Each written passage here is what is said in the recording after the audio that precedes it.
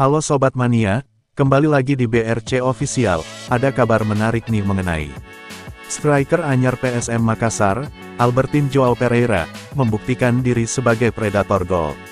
Striker akrab disapa Balotelli ini, terus mencatatkan namanya di papan skor, sejak berlabuh di PSM Makassar. 2 laga bersama PSM Makassar, Balotelli mencetak 2 gol.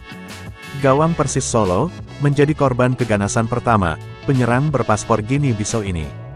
Gol tunggalnya, di menit 89, memastikan PSM Makassar pulang dengan 3 poin, dari Stadion Manahan, Solo, Jawa Tengah, Senin, tanggal 13 Januari tahun 2025.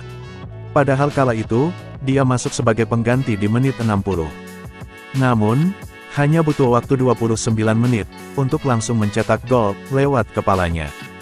Gol kedua, dibukukan saat PSM Makassar ditahan imbang 1-1, dari PSBS Biak di Stadion Batakan, Balikpapan, Kalimantan Timur, Sabtu, tanggal 18 Januari tahun 2025, sore.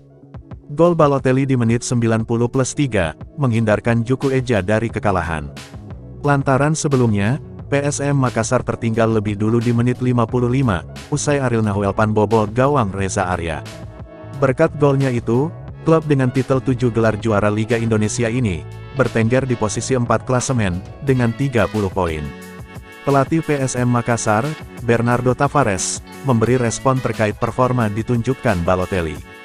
Ia mengatakan, Balotelli akan mendapat kesempatan bermain ke depannya. Balotelli cetak gol, dia akan menjalani pertandingan terus ke depannya, katanya, saat konferensi pers, usai laga PSM Makassar versus PSBS Biak, Rabu petang.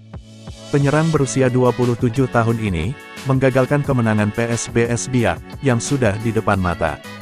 Namun di balik performanya yang lagi bagus, PSM Makassar, tak bisa memakai tenaganya di ACC, ASEAN Club Championship. PSM Makassar, terdekat akan bertandang ke markas Terengganu, di match 4, ASEAN Club Championship, ACC, 2024/2025. Duel tersebut, akan digelar di Stadion Sultan Nizam Zainal, Malaysia, Rabu tanggal 22 Januari tahun 2025 pukul 21 WITA. Namun di laga ini, Balotelli belum bisa dimainkan.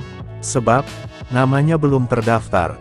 Pendaftaran pemain telah ditutup, jelang bergulirnya fase grup ACC, pada September lalu. Striker nomor punggung 87 ini, baru bisa tampil, jika PSM Makassar berhasil tembus semifinal, turnamen antar klub Asia Tenggara tersebut.